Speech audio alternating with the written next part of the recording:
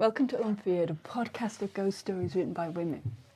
If you've been listening to the podcast, you'll know that every episode I take a story, my iPhone, a microphone, and I go to a strange, ordinary place. Well, this is a really strange, ordinary place because it's a house in the middle of the UK. It's in the Midlands in the UK.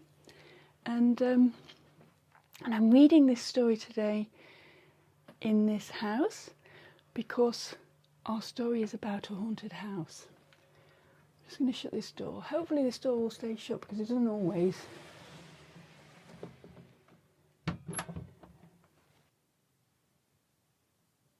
A Haunted House by Virginia Woolf. Whatever hour you woke, there was a door shutting. From room to room they went, hand in hand, lifting here, opening there, making sure. A ghostly couple. Here we left it, she said, and he added, oh, but here too. It's upstairs, she murmured. And in the garden, he whispered. Quietly, they said, or we shall wake them. But it wasn't that you woke us. Oh no. They're looking for it. They're drawing the curtain, one might say, and so read on a page or two. Now they've found it, one would be certain, stopping the pencil on the margin. And then, tired of reading, one might rise and see for oneself the house all empty, the doors standing open. Only the wood pigeons, bubbling with content, and the hum of the threshing machine sounding from the farm. What did I come in here for? What did I want to find? My hands were empty. Perhaps it's upstairs then. The apples were in the loft, and so down again, the garden still as ever, only the book had slipped into the grass. But they had found it in the drawing room. Not that one could ever see them. The window panes reflected apples, reflected roses. All the leaves were green in the glass. If they moved in the drawing room, the apple only turned its yellow side. Yet the moment after, if the door was open, spread about the floor, hung upon the walls, pendant from the ceiling, what? My hands were empty. The shadow of a thrush crossed the carpet. From the deepest wells of silence, the wood pigeon drew its bubble of sound. Safe, safe, safe. The pulse of the house beat softly. The treasure buried, the room. The pulse stopped short. Oh. Was that the buried treasure? A moment later, the light had faded. Out in the garden then. But the trees spun darkness for a wandering beam of sun. So fine, so rare, coolly sunk beneath the surface, the beam I sought always burnt behind the glass. Death was the glass. Death was between us, coming to the woman first, hundreds of years ago, leaving the house, sealing all the windows. The rooms were darkened. He left it, left her, went north, went east, saw the stars turn in the southern sky, sought the house, found it dropped beneath the downs. Safe, safe, safe. The pulse of the house beat gladly. The treasure, yours. The wind roars up the avenue. Trees stoop and bend this way and that. Moonbeams splash and spill wildly in the rain. But the beam of the lamp falls straight from the window. The candle burns stiff and still. Wandering through the house, opening the windows, whispering not to wake us, the ghostly couple seek their joy. Here we slept, she says, and he adds, kisses without number. Waking in the morning, silver between the trees, upstairs, in the garden, when summer came, in winter snow time. The doors go shutting far in the distance, gently knocking like the pulse of a heart.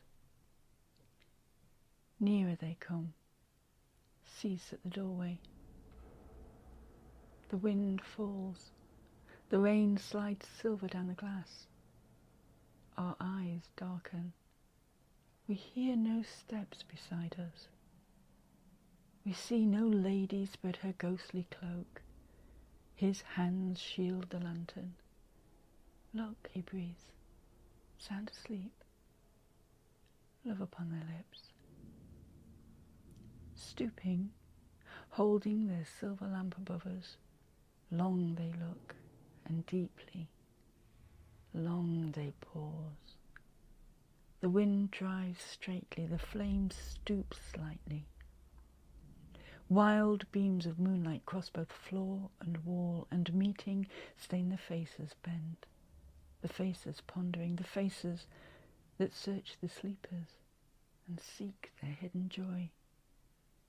Safe, safe, safe. The heart of the house beats proudly. Long years, he sighs. Again, you found me. Here, she murmurs, sleeping. In the garden, reading, laughing, rolling apples in the loft. Here we left our treasure. Stooping, the light lifts the lid upon my eyes. Safe, safe, safe. The pulse of the house beats wildly.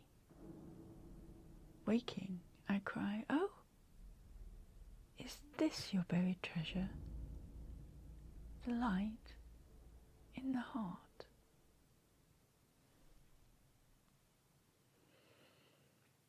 And that's the end of A Haunted House by Virginia Woolf. What I like about this story is that it takes the very quintessential theme of ghost stories, the haunted house, but it doesn't try to frighten us, it just tries to understand why a house might be haunted, and that we have relationships with our houses that are all about how we live in them, how we love in them. Particularly this story is about how we love in them and how we are together in them.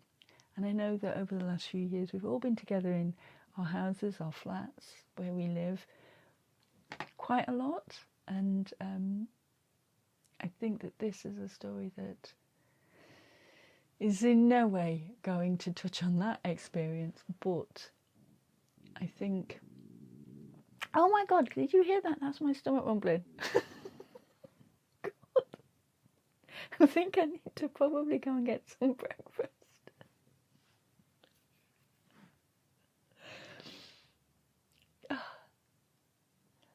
You know, you're trying to be serious about talking about stories, and then your stomach says, I'm having none of this.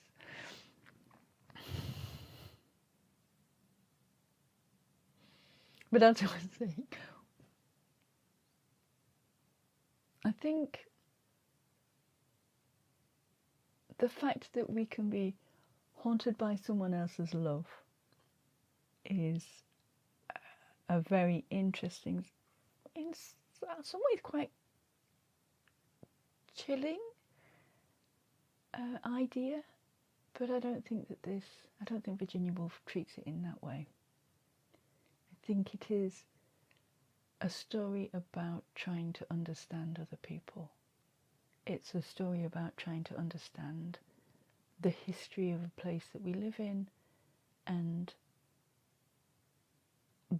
the impact that we will give to other people who come to this, or the impression that we will give to other people that come to this living space after we've gone. Anyway, I hope you enjoyed it. I really like this story. I know it's not a ghost story score. I mean, it is a ghost story, but it's not a scary story. But I don't think all ghost stories have to be scary. They just have to be haunted. So I hope you enjoyed it. If you did, then definitely come back in a fortnight. Christmas Day, we are having a special Christmas ghost story. In the UK, we used to have this big tradition of the ghost story on Christmas Eve or Christmas Day, and I think it's kind of making a resurgence. So I definitely want to do a Christmas ghost story. I'm not going to tell you what it is, but it is very creepy, very Christmassy, and a Christmas gift for you. So, if you've been enjoying listening to Unfeared, a podcast of ghost stories written by women, then pop over to our coffee page at coffee.com/unfeared. That's ko-fi.com/unfeared. You'll see lots of information about the podcasts, information about the writers. You can support us by buying us a coffee, or you can buy something from our coffee shop. We have old school word searches that are all about ghosts and ghost stories. We've got a free downloadable do not disturb sign that you can download it, print it out, stick it on your door over Christmas with a quote from Elijah Wilkinson PT, which is a very scary quote. So pop over to our coffee shop and go and find out what that is. So I'll end this episode by saying, take care, look after yourself, and stay safe. And stay indoors. It's too cold. Bye bye.